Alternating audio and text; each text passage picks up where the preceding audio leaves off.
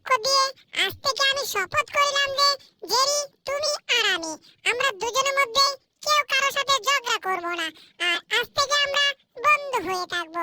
ঠিক আছে টম, আমি তোমার সাথে ঝগড়া করব না, এই কথা আমার সবসময় স্মরণ থাকবে। আর কাগজটা আছে, শুধু তুমি আমার সাথে ঝগড়া না করলেই হলো। এখন টম তুমি ঘুমাতে যাও, টাটা বাই বাই, আমিও ঘুমাতে গেলাম। আচ্ছা, আমি যে জেরির সাথে ঝগড়া করব না এ বলে তো কাগজে সাক্ষ্য দিয়েছি, এটা কি ভালো করেছি?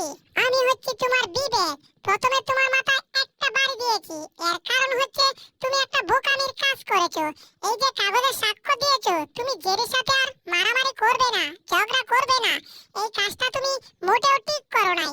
শুনো, বিড়ালের কাজ হচ্ছে ইঁদুরকে ধরা, ইঁদুরকে ধরতে না পারলে বিড়ালের মান সম্মান থাকে না। এখন তোমারও মান সম্মান থাকবে না, আবার তুমি কাগজে সাক্ষ্য দিয়েছো।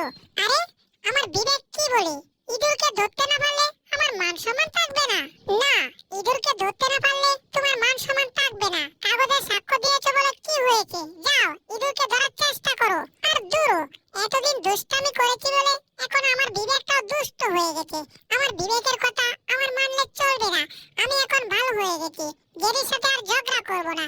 কাগজে যা স্বাক্ষর করেছি এটাই কারেক্ট। কি ব্যাপার, মনে হয় কিছু একটা দেখলাম। আরে মাছ, এটা এখন খাবো না। এই মাছটা যদি খেয়ে ফেলি, এটা যদি জেরির হয়ে থাকে, তাহলে তো এটা আমার খাওয়া ঠিক হবে না। শপথ ভঙ্গ করা যাবে না।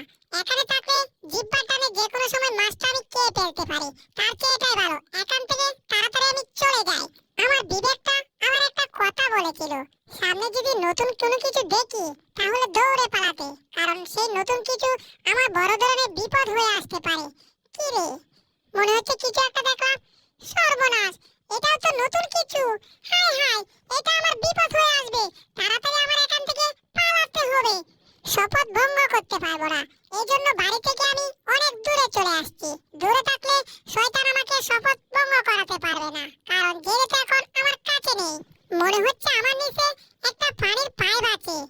দেখি তো, সত্যি তো, এই পাইপ যদি এখন আমি হাতে নেই, তারপর এটা থেকে পানি বের হবে, আর পানি গিয়ে একেবারে ঘরের উপরে পড়বে, আর তখন শপথ ভঙ্গ হয়ে যাবে। এখান থেকে পালাতে হবে। বাড়ির বাইরেও কোনো শান্তি নাই, শপথ ভাঙার সব ধরনের কারণ সামনে এসে দাঁড়ায়। এজন্য এখন আবার বাড়িতে চলে আসছি। আমার ভীষণ ভয় করছে, কারণ যে কোনো সময় শপথ ভেঙে যেতে পারে। আমি এখন বুঝতে পারছি না আমার কি করা উচিত। ঘর থেকে সাবধানে সহিত বের হতে হবে, কারণ যে কোনো সময় আবার শপথ ভাঙার কারণ আসতে পারে সামনে। এই জেরি, আমি হচ্ছি তোমার বিবেক। তোমাকে একটি কথা বলি, তোমার সামনে নতুন কিছু পড়বে, আর সেটা হুবহু তোমার সাথে মিলে যাবে। আর যদি মিলে যায় তাহলে সেখান থেকে পালাবে, তা না হলে বিপদে পড়বে। কি ব্যাপার, আমার শরীরটা কেমন জানি করছে, আর আমাকে বলছে জেরিকে ধর, জেরিকে ধর। এভাবে চলতে থাকলে তো যে কোনো সময় জেরিকে ধরতে পারি।